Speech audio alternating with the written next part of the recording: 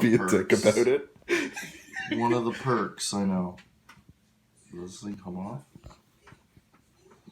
Now I'm recording. Yeah, they're not fucking around with that.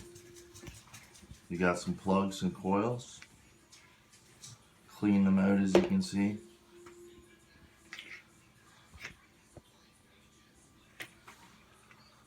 They're really dirty. Got the springs ready.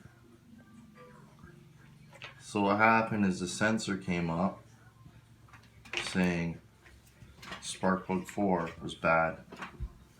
But this part was rusty. Way down in there you can see a little metal screw. Well, this one's nice and clean.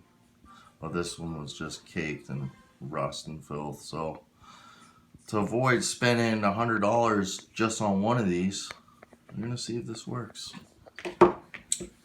Fingers crossed.